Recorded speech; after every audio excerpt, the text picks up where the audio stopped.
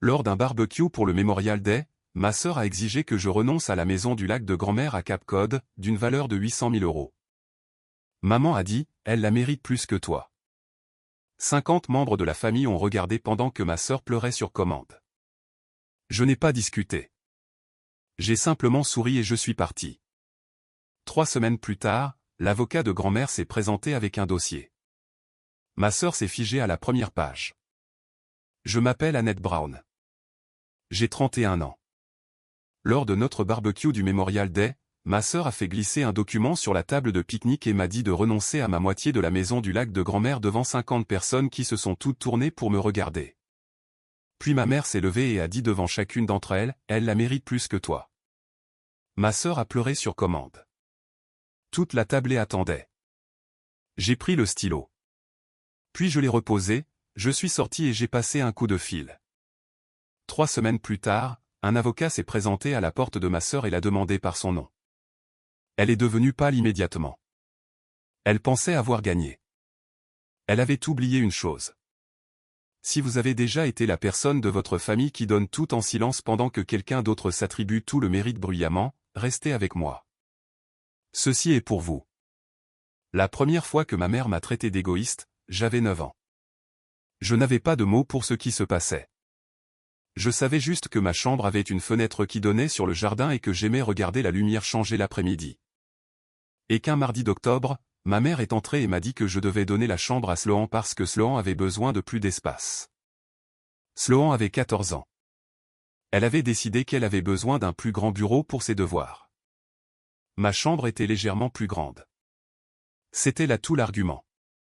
J'ai dit que je ne voulais pas échanger. Ma mère m'a regardé comme elle me regardait toujours quand je la décevais.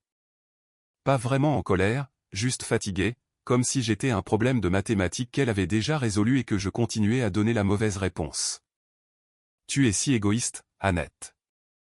Ta sœur en a plus besoin que toi. Je me souviens d'être resté dans l'embrasure de la porte, tenant mon oreiller. Je me souviens d'avoir regardé Sloan apporter sa lampe de bureau dans ma chambre comme si elle emménageait dans un espace qui lui avait toujours appartenu. Je ne me souviens pas avoir pleuré. Ce dont je me souviens, c'est que je n'ai pas pleuré, et que quelque part à ce moment-là, ne pas pleurer est devenu une habitude. Ma mère aimait Sloan de la manière dont certaines femmes aiment l'enfant qui a le plus besoin d'elle. Sloan avait besoin de choses, bruyamment et souvent. De l'attention, des assurances, de l'argent, des sauvetages. J'ai appris très tôt qu'avoir besoin de choses en silence revenait à ne pas en avoir besoin du tout. Alors, j'ai arrêté de demander. J'ai commencé à gérer. J'ai obtenu une bourse pour l'université de Sacramento State, que ma mère a mentionnée une fois, brièvement, lors d'un dîner où la conversation tournait principalement autour du nouvel appartement de Sloan. J'ai acheté ma première voiture avec l'argent que j'avais économisé grâce à 2 emplois à temps partiel, tandis que Sloan a reçu une Nissan pour son 21e anniversaire. J'ai obtenu mon diplôme, trouvé un emploi dans les opérations logistiques, construit une vie qui fonctionnait, et ma mère a regardé tout cela et a dit plus d'une fois, « Annette va toujours bien. Elle n'a pas besoin de nous comme Sloan. » Elle le disait comme un compliment. C'est la partie que j'ai mis le plus de temps à comprendre. La famille a absorbé ce récit comme le font les familles, progressivement puis complètement. Quand j'ai eu la vingtaine, j'étais l'indépendante, la pragmatique, celle qui fait son propre truc. Ma tante Patricia me l'a dit une fois à Noël avec un sourire chaleureux. « Tu as toujours été si autonome, Annette. C'est admirable, vraiment. » Elle n'avait aucune idée qu'elle décrivait une blessure. Une seule personne n'a jamais utilisé ce mot à mon sujet. Pas une seule fois en 31 ans. Ma grand-mère, Eleanor Whitfield, vivait dans une maison à ossature de bois sur la rive nord du lac Tahoe depuis avant la naissance de ma mère. Des volets verts, un quai qui s'avançait de 20 pieds sur l'eau. Une cuisine qui sentait le gingembre et le vieux pain. La 3e marche en partant du haut de l'escalier grinçait, peu importe où l'on posait le pied. En été, le lac prenait une couleur qui n'a pas de nom, quelque part entre le gris et le vert et l'intérieur de quelque chose de vivant. Elle m'y a emmené seule pour la première fois quand j'avais 7 ans. Juste nous deux, un week-end début juin. Nous nous asseyions sur le quai le matin avec des cannes à pêche que nous n'avions pas vraiment l'intention d'utiliser. Et elle me parlait comme si j'étais une personne, ce qui semble être une petite chose, mais ne l'était pas. Le dernier matin de ce voyage, elle a regardé l'eau et a dit, « Cette maison connaît la vérité sur les gens. » J'avais 7 ans. J'ai hoché la tête comme si je comprenais. Elle s'est retournée et m'a regardé, vraiment regardé comme elle le faisait toujours, comme si elle lisait quelque chose que le reste du monde avait accepté d'ignorer, et a dit, « Tu es celle qui reste, Annette. » Je pensais qu'elle parlait de pêche. Elle ne parlait pas de pêche. Je n'ai compris ce qu'elle voulait dire que lorsque j'ai eu 28 ans, debout dans sa cuisine, la regardant lutter pour ouvrir un flacon de médicaments avec des mains qui avaient commencé à trembler. On lui avait diagnostiqué une maladie cardiaque progressive 18 mois plus tôt. Pas immédiatement dangereuse, avait dit son cardiologue, mais cela deviendrait plus difficile avec le temps, et elle aurait besoin d'aide. Sloan a appelé quand elle a appris le diagnostic. Elle a dit toutes les bonnes choses. Elle a posté une photo d'elle et de ma grand-mère sur Instagram avec la légende « Temps en famille, chérissez chaque moment » et a obtenu 412 j'aime. Puis elle est retournée à sa vie. J'ai commencé à faire le trajet en voiture tous les week-ends, 2 heures dans chaque sens, chaque vendredi soir ou tôt le samedi matin, pendant 3 ans. J'ai organisé ses médicaments dans un pilulier avec les jours de la semaine dessus. Je l'ai conduite à ses rendez-vous chez le cardiologue et je me suis assise dans les salles d'attente avec un livre que je n'ai jamais vraiment lu. J'ai réparé le chauffage quand il est tombé en panne en février. J'ai réapprovisionné son garde-manger. J'ai étiqueté ses documents d'assurance dans un classeur avec des onglets de couleur. J'ai appris ce qu'elle pouvait et ne pouvait pas manger, la position dans laquelle elle devait dormir quand ses jambes enflaient, à quel voisin on pouvait confier un double des clés. Je tenais une feuille de calcul, non pas parce que je voulais un registre, mais parce que les factures médicales l'exigeaient, et parce que l'organisation était la seule chose qui me donnait un semblant de contrôle sur ce qui lui arrivait. Sloan est venue 3 fois en 3 ans. Chaque fois, elle apportait des fleurs et prenait des photos. Chaque fois qu'elle partait, ma grand-mère la regardait s'en aller sans rien dire, et je ne disais rien, et nous comprenions toutes les deux quelque chose que nous ne mettions pas en mots. En 2e année, les factures sont devenues plus difficiles. L'assurance de ma grand-mère couvrait la plupart de son traitement, mais il y avait un manque. Un programme de réadaptation cardiaque de 11 semaines que son assureur classifiait comme facultatif, un mot qui signifiait qu'ils avaient décidé que sa qualité de vie était optionnelle. Le total à payer de sa poche, combiné à l'équipement médical dont elle avait besoin et aux modifications de la maison, une barre d'appui dans la douche, une rampe sur la marche arrière, une infirmière à domicile 2 fois par semaine, s'élevait à 47 000 €. Je suis resté assise à ma table de cuisine pendant longtemps avec ce chiffre. Je n'étais pas riche. J'avais un salaire décent, des économies modestes. Un petit compte de retraite que j'avais constitué avec soin. 47 000 € n'était pas rien. C'était en fait presque tout ce que j'avais. J'ai pensé à appeler ma mère. J'ai pensé à appeler Sloan. J'ai fait le calcul de comment cette conversation se déroulerait. Et puis j'ai fermé mon ordinateur portable et j'ai transféré l'argent de mon compte d'épargne. Le solde après était de 3 200 €. J'ai pris une capture d'écran de la confirmation du virement. Je ne savais pas pourquoi. L'instinct, peut-être. Une partie silencieuse de moi qui comprenait sans pouvoir le dire clairement que les reçus auraient leur importance un jour. Quand je suis monté ce week-end-là, j'ai dit à ma grand-mère ce que j'avais fait. Elle est restée silencieuse un long moment. Puis elle a dit, « Nous devons faire cela correctement. » Elle a appelé Carter Aldridge elle-même. Il était son avocat depuis 20 ans, gérait sa planification successorale, connaissait ses volontés, connaissait la maison et tout ce qui s'y rattachait. Il est venu à Tao la semaine suivante avec un notaire. Ils ont rédigé une reconnaissance de dette, 47 000 €, Annette Brown comme créancière, la dette devant être traitée comme une créance prioritaire sur la succession d'Eleanor Whitfield en cas de son décès avant remboursement. Elle l'a signé. Je l'ai signé. Le notaire l'a tamponné. Carter en a gardé une copie. Je suis rentré chez moi avec l'original dans une enveloppe craft avec l'écriture de ma grand-mère à l'extérieur, « Annette, garde ceci en sécurité. » Je l'ai mis dans la boîte ignifuge de mon placard et je n'en ai parlé à personne. Ma grand-mère m'a demandé de ne pas le faire. Elle a dit, « Si Sloan le sait, ta mère le saura. Et si ta mère le sait, cela devient une conversation, et je suis trop fatigué pour cette conversation. » Je comprenais parfaitement. J'ai toujours mieux compris ces silences que les mots de la plupart des gens. Cette même année, elle a dit autre chose, quelque chose que je n'ai pas pleinement entendu avant bien plus tard. Nous étions assises sur le quai en début de soirée, le lac devenant plat et doré. Et elle a dit, « Je me suis occupée de tout, Annette. Tu n'auras pas à te battre. Mais s'ils insistent, tu sauras quoi faire. » Je pensais qu'elle parlait des papiers médicaux. Elle ne parlait pas des papiers médicaux. Le dernier mois a été rapide et lent à la fois. Elle s'est affaiblie rapidement en décembre, et j'ai pris 3 semaines de congé sans solde pour rester avec elle. Ma mère est venue 2 fois, 4 heures à chaque visite, puis est retournée en ville. Sloan a envoyé des fleurs et une carte qui disait « Je pense à toi », ce qui était une chose étrange à écrire à quelqu'un qui était en train de mourir, comme si le problème était une pensée insuffisante. Elle est décédée un mardi matin en janvier. J'étais la seule dans la pièce. Je lui tenais la main. Je n'ai pas pleuré à ce moment-là. J'étais trop concentrée à être présente d'une manière que le moment méritait. J'ai pleuré plus tard, dans ma voiture, sur le parking de l'hôpital, pendant 40 minutes, seule, avec le moteur en marche parce qu'il faisait froid et que je n'arrivais pas à me décider à conduire. 3 jours après sa mort, Sloan m'a appelé. Elle n'a pas demandé comment j'allais. La première chose qu'elle a dite était « Nous devons parler de la maison ». La succession est entrée en procédure d'homologation. Carter Aldridge m'a contacté en tant que l'une des bénéficiaires.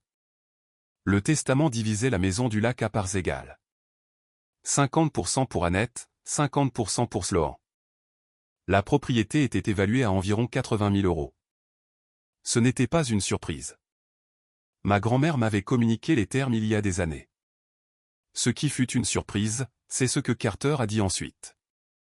Il l'a dit avec précaution, comme le font les avocats quand ils savent quelque chose que vous ne savez pas encore.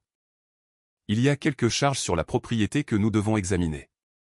J'aimerais que nous nous rencontrions en personne. Je ne savais pas ce que cela signifiait.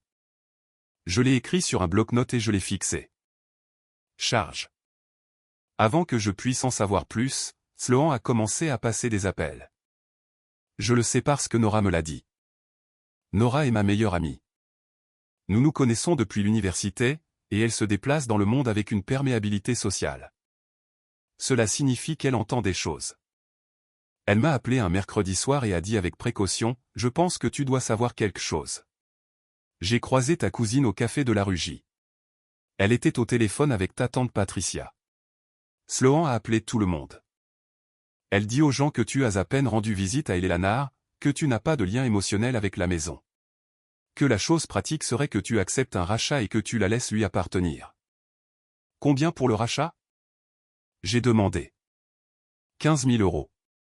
15 000 euros pour la moitié d'une propriété de 80 000 euros, pour 3 ans, pour 47 000 euros de mes propres économies, pour chaque vendredi soir et chaque samedi matin et chaque flacon de médicaments et chaque salle d'attente de cardiologie. Je n'ai rien dit à Sloan. Je n'ai pas appelé ma mère. J'ai ouvert la boîte inifuge, j'ai regardé l'enveloppe Kraft et j'ai appelé Carter Aldridge. Il m'a dit ce qu'il avait trouvé. 14 mois avant la mort de ma grand-mère, alors qu'elle était déjà malade depuis plus d'1 an, alors qu'elle s'affaiblissait déjà. Un privilège avait été enregistré sur la propriété de Tao dans le comté d'Eldorado, pour 61 000 euros. Le créancier était une société de prêt privé. Les documents d'autorisation portaient le nom d'Eleanor Whitfield. Carter l'avait repéré lors d'un examen de titre de routine. Il avait comparé cette signature à celle de ma grand-mère sur son testament, ses directives médicales, ses déclarations de taxes foncières remontant à 11 ans. Il avait engagé un expert en écriture. Il a posé le rapport de titre sur son bureau et a mis son stylo sur une ligne spécifique. Celle-ci, a-t-il dit, la signature était incohérente en 7 points distincts. L'expert avait marqué chacun d'eux individuellement. J'ai regardé le document. J'ai pensé à il y a 14 mois. J'ai pensé à la visite de Sloan cet automne-là. La seule fois en 3 ans où elle était venue à Tao sans appeler d'abord, sans l'annoncer, sans fleurs et sans légende Instagram. 3 jours, elle était restée seule avec ma grand-mère. Quand j'avais interrogé ma grand-mère à ce sujet par la suite, elle avait seulement dit « Elle est venue voir la maison ». Sur le ton que je reconnaissais comme celui qu'elle utilisait quand elle ne voulait pas dire ce qu'elle pensait vraiment. Je comprenais maintenant ce qu'elle avait pensé. J'ai parlé de la visite à Carter. Il a écouté sans expression. Il m'a dit que les documents du privilège étaient soumis à une analyse formelle. Il contacterait toutes les parties concernées par les voies légales appropriées. Puis il a dit, j'aimerais aussi déposer officiellement la reconnaissance de dette en tant que dette successorale prioritaire, avec votre permission. J'ai dit, oui. Je suis rentré en voiture. Je me suis assise dans mon appartement dans le noir. J'ai pensé à 61 000 euros. D'où cela vient, où cela va, quel genre de pensée produit cela? Je ne savais pas encore exactement ce que Sloan avait fait avec l'argent, mais je comprenais pour la première fois pourquoi elle avait besoin que la succession soit clôturée rapidement, pourquoi elle avait besoin que je signe quelque chose et que je m'en aille. Elle n'était pas seulement avide. Elle paniquait. Le Memorial Day était dans 3 semaines. Si vous vous êtes déjà assis en face de quelqu'un qui était certain que vous alliez céder et que vous saviez quelque chose qu'il ne savait pas, vous comprenez exactement ce que j'ai ressenti pendant les 3 semaines suivantes. Restez avec moi. Nora m'a dit de ne pas y aller. Tu sais ce qui va se passer, a-t-elle dit. Nous étions au téléphone. Il était 23 heures. Elle mangeait des céréales. Il prépare ça depuis des semaines.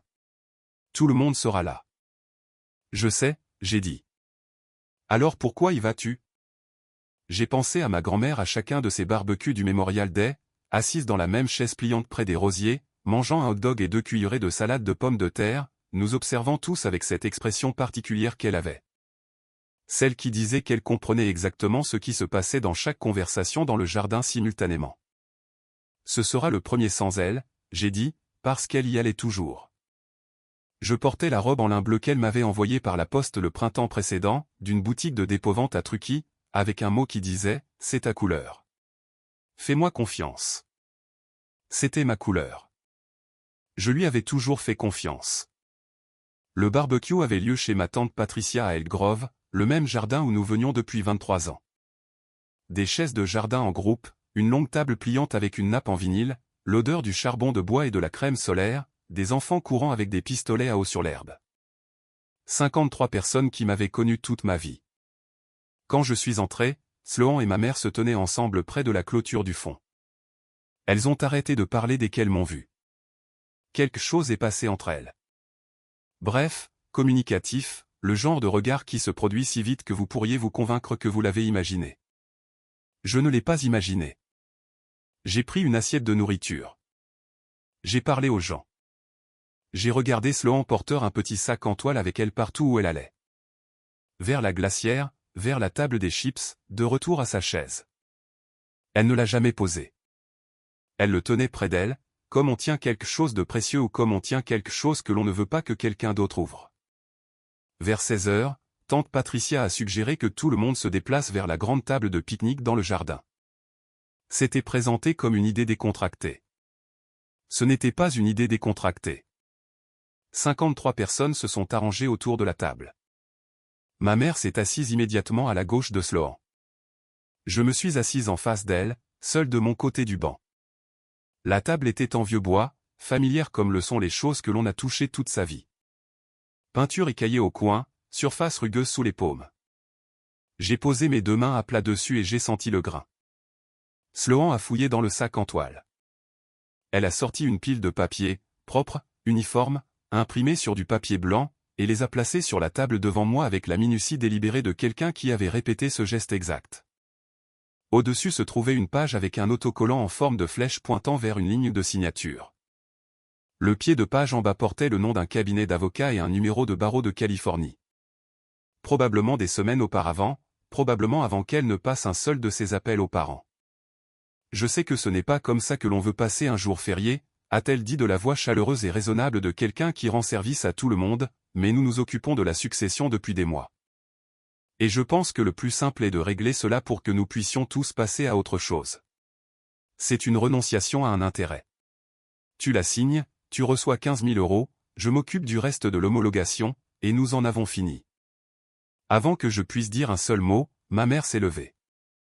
Judith Brown a 57 ans. Ce n'est pas une femme cruelle. Je veux être précise à ce sujet. Elle croit sincèrement qu'elle est juste, pratique et aimante. Elle a construit tout un monde intérieur dans lequel chaque choix qu'elle a fait est raisonnable. Et dans ce monde, ce qu'elle a dit ensuite avait un sens parfait. Elle a regardé autour de la table, nous tous, les 53, et elle a parlé sur le ton explicatif et égal qu'elle utilise lorsqu'elle décrit quelque chose qui devrait être évident pour tout le monde. Nous savons tous comment les choses se sont passées. Sloan a toujours été proche d'Eleanor. C'est elle qui s'est montrée, qui a entretenu cette relation, qui s'est souciée de cette maison comme Eleanor s'en souciait. Annette a sa propre vie. Elle a toujours fait son propre truc, et il n'y a rien de mal à cela. Mais cela signifie quelque chose de différent pour Sloan. Cela a toujours été le cas. Elle a fait une pause. Elle la mérite plus que toi. 53 visages. Certains ont hoché lentement la tête, comme le font les gens qui veulent signaler leur accord sans s'engager à voix haute. Ma cousine de 12 ans a baissé les yeux sur son assiette. Un cousin que je connaissais à peine a dit à personne en particulier, la famille avant tout, n'est-ce pas? Sloan, sur commande, a commencé à pleurer. Pas bruyamment, précisément, une main se levant pour couvrir sa bouche, les yeux devenant brillants. La performance spécifique de chagrin qu'elle avait perfectionnée au fil des décennies parce que cela fonctionnait à chaque fois, dans chaque pièce, avec chaque public. Tante Patricia a posé sa main sur mon épaule. Ce n'est qu'une maison, ma chérie. Personne n'a demandé ce que j'avais fait. Personne n'a demandé ce que j'avais donné. Personne n'a demandé ce que ma grand-mère avait voulu. Ils m'ont juste regardé avec la certitude patiente de gens qui ont déjà décidé de la réponse et qui attendent que vous y arriviez. J'ai regardé les papiers. J'ai regardé le stylo que Sloan avait placé à côté. Capuchon déjà enlevé, prêt. J'ai regardé ma mère, qui me regardait avec l'expression de quelqu'un qui s'attend, à un niveau fondamental, à obtenir ce qu'elle veut. J'ai regardé Sloan, dont les larmes n'étaient pas réellement tombées. Et je l'ai vu, tout cela, en un instant clair. De la façon dont on voit enfin quelque chose quand on arrête d'essayer de ne pas le voir. Les appels aux parents. Le sac en toile gardé près d'elle tout l'après-midi. La renonciation rédigée par un vrai avocat. Le capuchon déjà retiré du stylo. La disposition à table, ma mère se levant pour parler avant que je n'ai dit un mot. Ils avaient planifié cela, tout cela, et ils l'avaient planifié parce qu'il y avait quelque chose qu'ils devaient clore avant que quelque chose d'autre ne s'ouvre. J'ai pris le stylo. La table est devenue complètement silencieuse. Je l'ai tenue pendant exactement une seconde. Puis je l'ai reposée. Je dois passer un coup de fil, j'ai dit. Je l'ai dit de ma voix normale, la voix que j'utilise lorsque je confirme une heure de livraison ou que je vérifie une expédition. Plate, banale, calme. J'ai repoussé ma chaise, les pieds ont raclé la pierre du patio. Un bruit court et final. Je me suis levé, j'ai pris mon sac et j'ai marché vers la clôture du fond. Annette, a dit Sloan derrière moi. Je ne me suis pas retourné. J'ai franchi le portail vers l'étroite bande d'herbe entre la clôture et la ruelle. Les bruits de la fête étaient encore audibles, un enfant qui rit, quelqu'un qui demande plus de glace, et je suis resté dans cet espace extérieur ordinaire. J'ai ouvert mes contacts et j'ai trouvé le nom que j'avais enregistré 3 mois plus tôt, Carter Aldridge Succession Whitfield.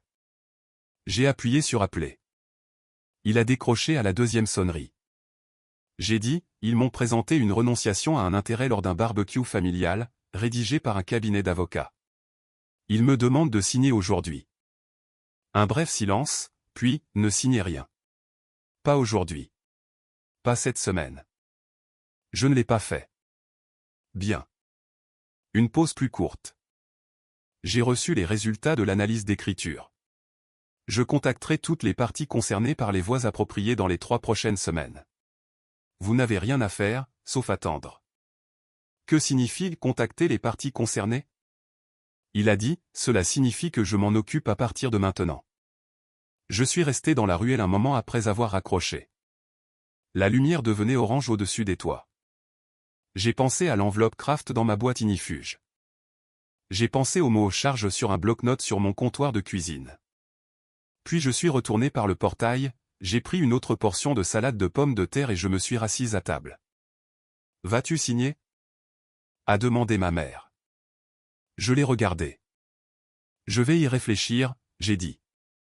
C'était la première chose que je leur avais jamais dite qui semblait, à sa manière, être la vérité. Parce que j'y avais réfléchi. J'y avais réfléchi pendant des mois, et j'avais déjà décidé. Sloan m'a appelé 11 fois au cours des 3 semaines suivantes. J'ai répondu à chaque fois. J'ai écouté. J'ai dit des choses comme « je comprends et je vais y réfléchir et laissez-moi y penser ». Je n'ai pas discuté. Je n'ai pas accusé. Je ne lui ai rien donné sur quoi travailler, sauf l'absence d'un oui, ce qui est différent d'un non. Les premiers appels étaient persuasifs. Elle a parlé de tourner la page, de la famille, de la façon dont une homologation qui s'éternise était épuisante pour tout le monde. Les appels du milieu sont devenus plus pressants. Elle a mentionné une fois qu'elle pourrait contester la succession et bloquer les choses pendant des années. Les deux derniers appels étaient différents. Sa voix avait une qualité que je n'avais jamais entendue auparavant. Pas de la colère, mais quelque chose en dessous. Quelque chose qui ressemble à de la peur et qui sonne comme de l'urgence. Au 11e appel, elle a demandé « As-tu parlé à l'avocat ?» J'ai dit « Bonne nuit, Sloan ». Le 17e jour, Carter m'a appelé. L'analyse graphologique était terminée. 7 points d'incohérence. La conclusion de l'expert, la signature sur le document d'autorisation du privilège n'avait pas été écrite par Eleanor Whitfield. La probabilité d'une réplication indépendante sur les 7 points était, dans le langage de l'expert, statistiquement négligeable. Carter a déposé les conclusions auprès du tribunal des successions. Il a simultanément soumis la reconnaissance de dette comme une dette successorale prioritaire formelle et m'a expliqué les implications avec la patience de quelqu'un qui a déjà expliqué cela auparavant. La dette de la succession est payée avant la distribution. Ce n'est pas facultatif. C'est l'ordre légal des opérations. Mais 47 000 € étaient prélevés en premier avant que la succession ne soit divisée. Ce qui restait serait partagé selon le testament, mais il y avait aussi le privilège, 61 000 € de dettes frauduleuses attachées à la propriété, que la succession serait tenue de régler avant que toute distribution puisse avoir lieu. Carter m'a expliqué les chiffres. Je les ai écrits en colonne sur un bloc-notes.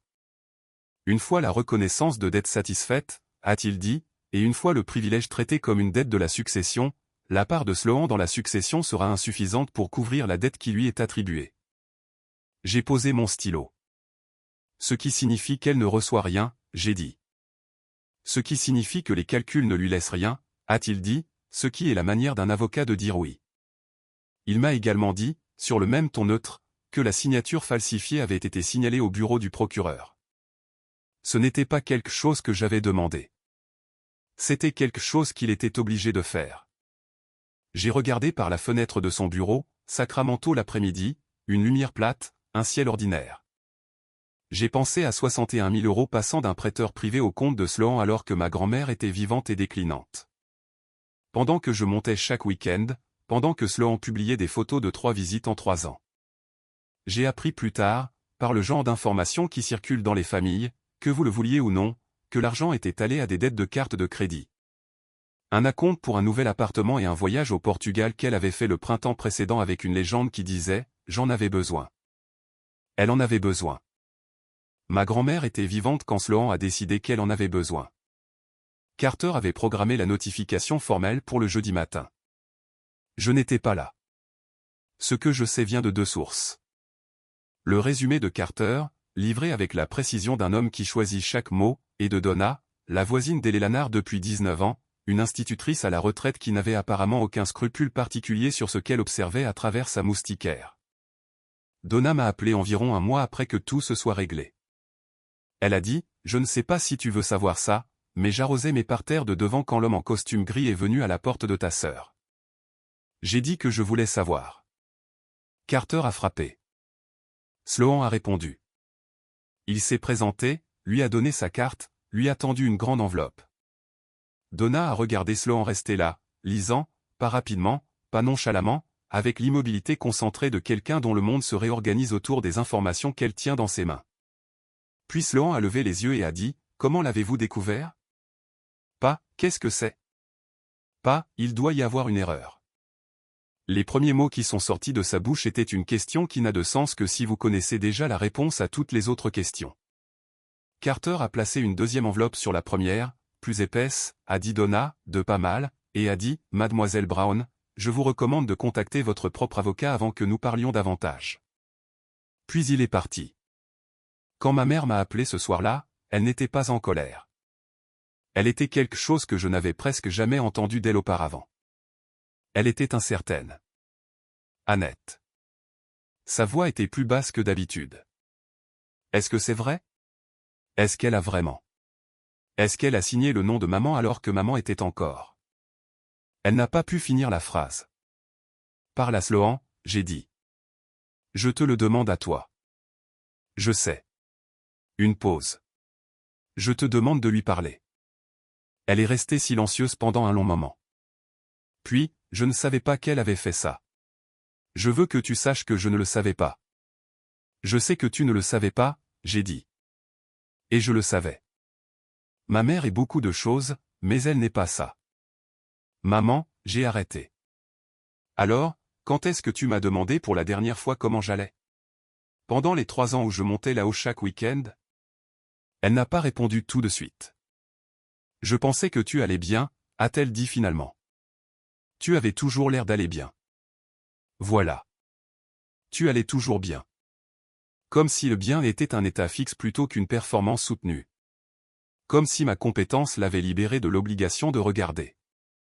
Comme si la phrase signifiait autre chose que je n'avais pas à m'inquiéter pour toi, alors je ne l'ai pas fait. Je suis resté assise avec le téléphone contre mon oreille dans une pièce qui était devenue sombre sans que je m'en aperçoive. Et j'ai senti quelque chose changer, pas se briser, pas se casser, mais se poser. Comme si quelque chose tenu en tension pendant très longtemps avait finalement été déposé. Je t'appelle bientôt, maman, j'ai dit. J'ai reposé le téléphone. J'ai regardé l'enveloppe Kraft sur ma table basse. Je l'avais sortie de la boîte Inifuge la veille et ne l'avais pas remise. Carter m'avait donné une deuxième enveloppe à la fin de notre dernière réunion, plus petite, de couleur crème, scellée, et m'avait dit qu'Eleanor l'avait laissée avec des instructions de me la remettre une fois la succession réglée. Je l'ai ouverte.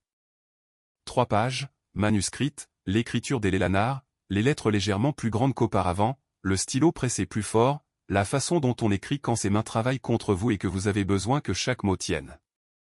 Elle l'avait écrite il y a 2 ans, disait-elle en haut de la première page. Pendant qu'elle le pouvait encore. Elle a écrit qu'elle savait ce que Sloan ferait. Elle avait observé le schéma pendant des décennies et le comprenait comme on comprend la météo, non pas comme un jugement moral, mais comme un système prévisible. Elle avait essayé de me protéger sans me mettre au milieu de tout ça, parce que j'avais été au milieu de tout ça assez longtemps. Elle a écrit, je ne pouvais pas mener tes batailles à ta place, mais je pouvais m'assurer que la vérité était déjà dans la pièce quand cela compterait. Elle a écrit, Carter sait tout. Il s'en occupera correctement. Fais-lui confiance. Et puis, vers la fin de la 2e page, en lettres pressées un peu plus fort que le reste, tu n'es pas égoïste, Annette. J'ai besoin que tu lises cette phrase jusqu'à ce que tu la crois. Tu es celle qui reste quand rester coûte quelque chose. Ne les laisse pas te prendre ça aussi. La dernière ligne de la lettre était celle-ci, la maison connaît la vérité sur les gens. Toi aussi. J'ai tenu ces pages pendant longtemps. J'avais 7 ans la première fois qu'elle m'a dit ça, sur un quai début juin avec une canne à pêche que ni l'une ni l'autre n'utilisait vraiment. J'avais passé 24 ans à penser qu'elle parlait d'une maison. Elle avait toujours parlé de moi. La succession a été clôturée à la fin de l'été. La reconnaissance de dette a été satisfaite en premier. 47 000 € m'ont été restitués de la succession avant toute distribution. Le privilège a été traité comme une dette de la succession. Après la comptabilité, la part de Sloan était insuffisante pour couvrir la dette qui lui était attribuée. Elle n'a rien reçu. L'examen du procureur était en cours. Je ne l'ai pas suivi de près. Ce n'était pas mon travail. La maison du lac était entièrement à moi à la fin. Une fois que la part de Lowan a été absorbée par la dette qu'elle avait créée, je n'avais pas exactement prévu ce résultat. Je suis resté avec ça pendant un moment. De la façon dont on reste avec quelque chose qui vous appartient mais qui porte encore la forme de quelqu'un d'autre. Avant de retourner à Tao, j'ai rencontré ma mère pour un café. J'ai choisi l'heure et le lieu. Je suis arrivé la première. Je me suis assise sur la chaise qui faisait face à la porte et j'ai commandé mon café avant qu'elle n'arrive, ce que je n'avais jamais fait auparavant en 31 ans à m'adapter à son emploi du temps, ses préférences, son confort. Elle est entrée avec un air fatigué d'une nouvelle manière. Pas la fatigue de trop d'obligations, mais la fatigue de quelqu'un qui a été obligé de réviser quelque chose dont il était très sûr. Je l'ai laissé s'asseoir. Je l'ai laissé commander. Je n'ai pas ressenti le silence comme je l'avais toujours ressenti, gérant l'inconfort de tout le monde pour qu'il n'ait pas à le subir. Je l'ai laissé le subir. Puis j'ai dit, je ne vais pas te couper les ponts. Je ne vais pas prétendre que cela n'est pas arrivé. Ce dont j'ai besoin de ta part, ce que je te demande, c'est que tu arrêtes de supposer que je vais bien. J'ai besoin que tu demandes, même quand j'ai l'air d'aller bien, surtout à ce moment-là. Elle a regardé sa tasse de café. Je suis monté là-haut chaque week-end pendant 3 ans, j'ai dit, en gardant ma voix égale. J'ai payé 47 000 € de mes propres économies. J'étais la seule personne dans la pièce quand elle est morte. Et l'histoire que tout le monde racontait était que j'étais l'égoïste. Elle a levé les yeux. Je sais, a-t-elle dit doucement. Je le sais maintenant. Tu le savais avant, j'ai dit. Tu n'as juste pas regardé. Elle n'a pas discuté. C'était quelque chose. Pas assez. Loin d'être assez, mais quelque chose. Le début, peut-être, d'un plus long décompte que je n'étais plus responsable de gérer pour elle. Elle a dit qu'elle était désolée. Elle l'a dit simplement, sans cérémonie. Je croyais qu'elle le pensait. Je savais aussi que cela ne réparait rien. J'ai accepté ces deux choses en même temps, parce que c'est à cela que ressemble le deuil adulte quand il est honnête. Je suis monté à Tao un samedi d'octobre, seul, à travers les montagnes, les fenêtres entr'ouvertes, la radio éteinte. La maison était exactement comme je l'avais laissée la dernière fois que j'y étais allé avec elle. Ses lunettes de lecture sur la table d'appoint, un mot croisé à moitié fini sur le comptoir de la cuisine, le plaid plié sur la coudoir de son fauteuil. Je n'ai rien changé ce jour-là. J'ai juste marché à travers les pièces. Puis je suis sorti sur le quai. Le lac faisait ce qu'il fait en automne, devenant calme et plat. Le ciel se fondait dans l'eau, de sorte qu'on ne pouvait pas dire où l'un finissait et où l'autre commençait. Je me suis assise au même endroit où nous nous étions assises quand j'avais 7 ans. Et j'ai posé ma main sur la 3e planche à partir du bout, qui avait une légère dépression. L'endroit où elle posait sa boîte à pêche à chaque fois. Elle était toujours là. Bien sûr, elle était toujours là. Il y a quelque chose que personne ne vous dit sur la victoire. On vous parle du combat. On vous parle du moment où tout bascule. L'avocat à la porte, les documents, le regard sur le visage de quelqu'un quand il réalise que la chose qu'il pensait être à lui ne le serait jamais. Ces parties ont une forme. Vous pouvez les suivre. Ce que personne ne vous dit, c'est le mardi matin, 3 semaines après que tout se soit réglé. Quand vous vous réveillez à 6h15 et que vous attrapez votre téléphone par habitude et que vous pensez pendant exactement 2 secondes que vous devriez l'appeler pour vérifier si elle a pris ses médicaments. Et puis vous vous souvenez. Et puis vous restez allongé là, dans la lumière grise du petit matin, et vous comprenez que la victoire et la défaite peuvent occuper le même instant, le même souffle, les mêmes 2 secondes d'oubli avant que le souvenir ne revienne. J'ai gagné. Je sais que j'ai gagné. Je ne suis pas confuse à ce sujet. Mais Eleanor Whitfield est toujours partie. Et aucune reconnaissance de dette, aucun expert en écriture et aucune enquête du procureur ne peuvent rien y faire. La maison du lac est à moi. Les reçus parlaient d'eux-mêmes, et je saisis encore le téléphone les mardis matins. Ce n'est pas une plainte. C'est juste la partie de l'histoire qui ne rentre dans aucune case nette. Les semaines après la clôture de la succession avaient une qualité étrange, comme le silence après un bruit fort, quand on ne sait pas si le calme est la paix ou juste l'absence de son. Je suis retourné au travail. J'ai répondu aux emails. J'ai bien fait mon travail, ce qui a toujours été une chose fiable à laquelle se raccrocher quand le reste de la vie devient peu fiable. Ma collègue Dana m'a demandé une fois comment je pouvais toujours paraître si calme sous la pression. J'ai réfléchi à cette question plus longtemps qu'elle ne s'y attendait probablement avant de dire « l'entraînement ». Nora m'a emmené dîner la semaine après la clôture. Le restaurant thaïlandais où nous allions depuis l'université, le genre de restaurant qui n'a pas changé son menu en 15 ans et qui n'en est que meilleur. Elle a commandé pour nous 200 demandés parce qu'elle connaît ma commande depuis une décennie. Et elle a attendu que nous soyons à mi-chemin du repas avant de dire quelque chose de réel. « Comment vas-tu vraiment ?» a-t-elle dit.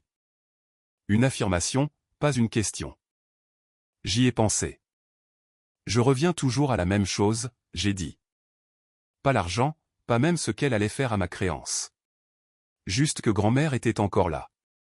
Elle allait encore à la fenêtre pour regarder les oiseaux. Elle avait encore ses mots croisés sur le comptoir. Et Sloan s'est assise en face d'elle à cette table de cuisine, puis a conduit jusqu'à un bureau de prêt et a écrit son nom sur un bout de papier.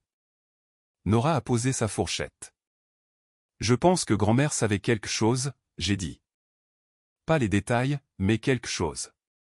Je pense que c'est en partie pourquoi elle voulait que je sois là si souvent. Pas seulement pour l'aide. Je pense qu'elle voulait un témoin, quelqu'un qui était réellement présent. Elle avait besoin que quelqu'un voie ce qui était réel. Nora a dit « oui ». Nous sommes restés avec ça pendant que le restaurant bougeait autour de nous. Les soirées ordinaires d'autres personnes, d'autres tables, d'autres conversations. As-tu l'impression que c'est fini? A-t-elle demandé. J'ai pensé au mardi matin. J'ai pensé aux lunettes de lecture toujours sur la table d'appoint. J'ai pensé à la voix de ma mère disant « Tu allais toujours bien » sur un ton qui se voulait rassurant et qui était plutôt la description la plus précise du problème que j'ai jamais entendu. La partie légale est terminée, j'ai dit. Nora a hoché la tête. Les autres parties prennent plus de temps. Les autres parties ont pris plus de temps. Je n'avais pas parlé à Sloan depuis le barbecue. Elle avait appelé 2 fois dans les semaines suivant la visite de Carter. Une fois le soir même, une fois 3 jours plus tard. J'ai regardé l'écran les 2 fois et j'ai laissé sonner et j'ai posé le téléphone face contre table. Elle n'a laissé aucun message vocal.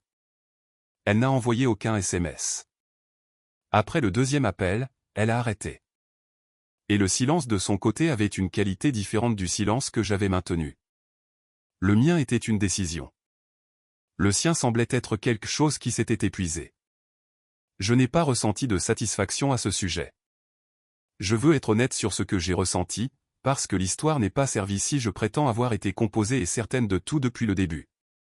Ce que j'ai réellement ressenti était un néant compliqué. La platitude qui ne vient pas du fait de ne pas s'en soucier, mais d'avoir tant pris à cœur pendant si longtemps que le souci s'était épuisé et n'avait pas encore été remplacé par autre chose. J'avais aimé ma sœur un jour. Je veux le dire clairement parce que c'est vrai et parce que c'est ce qui rend tout le reste plus lourd qu'il ne le serait autrement. Quand nous étions petites, avant la chambre, avant la lampe de bureau, avant les années d'égoïste et de chaleureuse et de celle qui fait son propre truc, elle avait été ma sœur de la manière simple dont les frères et sœurs sont des frères et sœurs. Avant que les dynamiques familiales ne se calcifient en système. Je me souviens d'avoir eu 5 ans et d'être malade avec de la fièvre et Sloan, 9 ans, assise au bord de mon lit et me lisant un livre d'images pendant 45 minutes. Même si elle était mauvaise pour lire à voix haute et le savait. Cette fille était réelle. Elle avait existé. Quoi qu'il lui soit arrivé depuis, quelle que soit la combinaison du favoritisme de ma mère et de ses propres choix, et la distorsion particulière qui vient du fait d'être aimé de manière à vous apprendre que le monde vous doit quelque chose. Cela n'effaçait pas la fille qui s'était assise au bord de mon lit avec ce livre. Cela ne rendait pas non plus ce qu'elle avait fait pardonnable. Les 2 choses étaient vraies. J'apprenais à les tenir sans avoir besoin de les résoudre en quelque chose de plus net. Ce à quoi je n'étais pas préparé, c'était la conversation avec ma cousine, Becca. Becca a 34 ans. La fille aînée de Patricia, et elle occupe le rôle familial particulier de la personne qui remarque les choses et ne les dit pas. Une position plus difficile qu'il n'y paraît, qui requiert sa propre forme de discipline. Elle m'a envoyé un SMS en septembre pour me demander si je voulais un café. J'ai dit oui. Nous nous sommes rencontrés près de son bureau un jeudi après-midi et avons passé les 20 premières minutes à parler de choses ordinaires. Puis elle a posé sa tasse et a dit « Je dois te dire quelque chose, et je ne sais pas comment tu vas le prendre. » J'ai dit « Dis-moi. » Je savais, a-t-elle dit. Pas pour le privilège. Je ne savais pas ça. Mais je savais que Sloan avait appelé tout le monde avant le barbecue. Je savais quel était le plan. Et je suis venu quand même et je me suis assise à cette table et je n'ai rien dit. Elle l'a dit directement. Pas de performance, pas d'émotion excessive, juste le fait. Posé à plat sur la table entre nous. Pourquoi? J'ai dit. Parce que j'ai observé cette dynamique toute ma vie, et je n'ai jamais rien dit. Parce que tante Judith est la sœur de ma mère. Parce que c'était plus facile. Elle a fait une pause. C'est la réponse honnête. C'était plus facile de ne pas être celle qui compliquait les choses.